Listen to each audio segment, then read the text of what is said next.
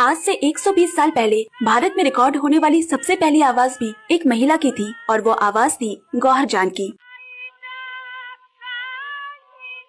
एक ब्रिटिश पिता और भारतीय माँ की बेटी। माँ ने इस्लाम कबूल किया और नाम रखा मलका जान और बेटी का नाम पड़ा गौहर जान, जो आगे चलकर हिंदुस्तान की पहली रिकॉर्डेड गायिका बनी। वो सिर्फ एक गायिका नहीं थी बल्कि उस जमाने की स्टार, आइकन और फैशन क्वीन थी। सोचिए, जब भारत में सोना 20 रुपए तौला मिलता था, तब गौहर जान एक गाने के 3000 रुपए लेती थी। यानी उस दौर में जब एक परिवार की साल भर की आमदनी मुश्किल से 300 रुपए होती थी, गौहर जान एक गाने के पैसों में पूरा घर चला सकती थी। उनके हर कॉन्सर्ट में शाही ठाट होता, कपड़े, गहने और अदाएं सब उस जमाने के अखबारों की सुर्खियां बनते। यहाँ तक कि उन्होंने अपनी बिल्ली के जन्मदिन पर 20,000 रुपए खर्च कर दिए थे। वो दौर जब 20,000 रुपए में पूरी हवेली खरीदी जा सकती थी। गौहर जान ने सिर्फ गाना नहीं गाया बल्कि भारत की आवाज को रिकॉर्डिंग की दुनिया से जोड़ा। उन्होंने 20 से ज्यादा भाषाओं में लगभग 600 गाने रिकॉर्ड किए। उनकी आवाज इतनी मशहूर हुई कि उनकी तस्वीरें यूरोप के पोस्टकार्ड्स और माचिस के डिब्बियों पर छपने लगी। और सुनिए, जब बग्गी में घूमना सिर्फ अंग्रेज हुकूमत और वायसराय की शान होती थी,